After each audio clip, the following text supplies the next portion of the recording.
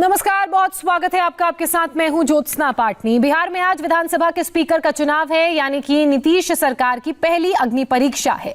लेकिन स्पीकर के चुनाव से पहले बिहार में लालू यादव के टेप कांड से हड़कंप मचा हुआ है। लालू यादव का एक ऑडियो टेप सामने आया है जिसमें वो बीजेपी के विधायक लल्लन पासवान को मंत्री पद के बदले महागठबंधन के पक्ष में पाला बदलने को कह रहे हैं।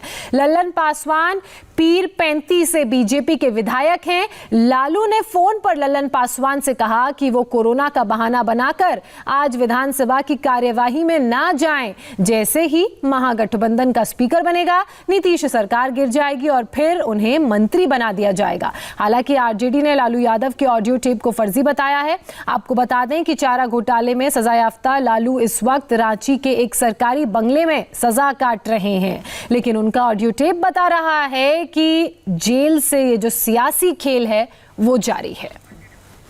आपको सबसे पहले सुनाते हैं कि लालू यादव के इस ऑडियो टेप में उन्होंने क्या कहा, सुनिए। जी प्रणाम, चरण स्पर्श आपका। ठीक है, खुश रहे जी, अच्छा लगा। ठीक है, अच्छा सुनो, हाँ हम लोग तुमको आगे भी बढ़ाएंगे। वहाँ मैंने तुम कल जो स्पीकर का चुनाव है उसमें हम लोग का साथ दो, तो उसका हम तुमको बनाएंगे, मंत्री बनाएंगे। कल तो इनको हम लोग गिरा देंगे, समझे ना। हाँ, तो हम पार्टी में नहीं सर, मैंने क्या पार्टी में है तो एब्सेंट हो जाओ ना। पार्टी में हो तो एब्सेंट हो जाओ। अच्छा अच्छा, ठीक है। कोरोना हो गया था, फिर तो स्पीकर हमारा हो जाएगा, तो हम लोग देख लेंगे ना। अच्छा अच्छा, पार्टी में सर थोड़ा सा ठीक है सर। अरे बेकार का, एब्सेंट हो जाओ तुम पासवान जी। आपके तो संज्ञान में होगा ही सर चेहरा, हम बात करेंगे सर। ठीक है, ठीक, एब्सेंट हो जाओ।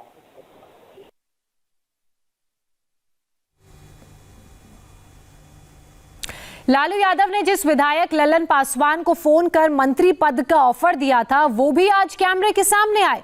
लल्लन पासवान ने कहा कि लालू ने उन्हें फोन कर एनडीए के खिलाफ वोट करने को कहा था।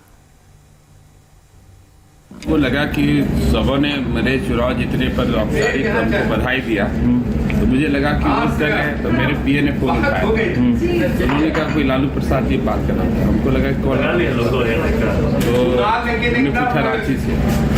फिर मैंने उनको प्रणाम किया और उन्होंने मुझे बधाई दिया। उनको चरण स्पर्श भी किया। फिर वो कहने लगे कि हमें साथ दो और ये स्पीकर को गिराना है, सरकार गिराना है, आगे बढ़ाए, मंत्री बने। हमने कहा कि सर हम पार्टी से हैं और ऐसा नहीं कर सकते। यही तब उन्होंने कहा कि आज का बहाना कर, तो ऑडियो में स्पष्ट सुन सकते हैं जो बात हुई है। तो उस समय संयोग बस मैं अपने माननीय नेता आदरणीय सुशील कुमार मोदी जी के पास में मेरा बात पर ही था। हमारे जब पीए ने आके बताया कि लालू प्रसाद जी का फोन सब जो करना हो गया, और फिर हमने उनको बताया, दिखाया, तो संयोग से सारा चीज मोबाइल में रिकॉर्ड था। तो ललन जी, उसी समय आपने सुशील मोदी से इसकी शिकायत की? मैं वही था तत्क्षण मैंने उनको बताया, वो उनके सामने वो आके मेरा पीए बताया कि लालू प्रसाद जी का फोन था। उनकी आवाज पर नहीं था।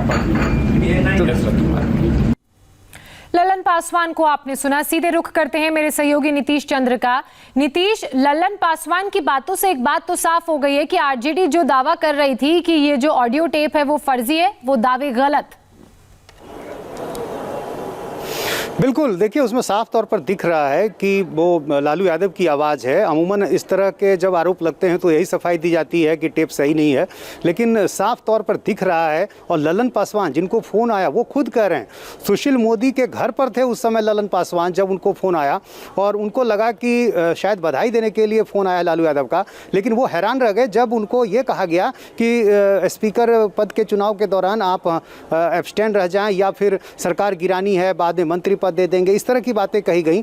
तो इसमें कहीं कोई शक शुबे की गुंजाइश नहीं है और इसलिए अब बचाव में ये बातें कही जा रही है। लेकिन साफ तौर पर दिख गया, इस तरह की बातें पहले भी आती थी।